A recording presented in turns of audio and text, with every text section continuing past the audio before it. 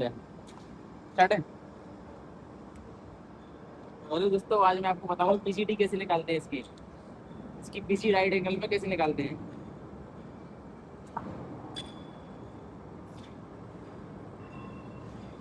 देखो इसका डाया है, जैसे इसका डाया है, कितना है इसका डाया करूंगी तो 1352 1352 इसका डाया है। हमें नॉइस लगानी है 6। तो ये ऐप तो आपको मिल ही जाएगा।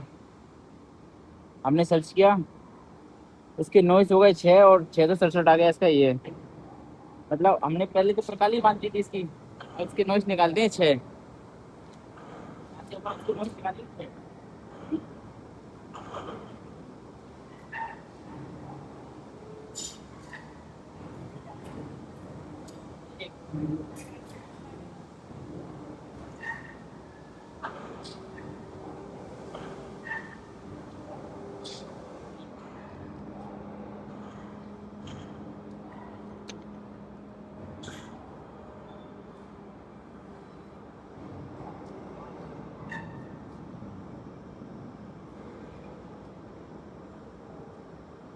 आगे इसके बराबर 6।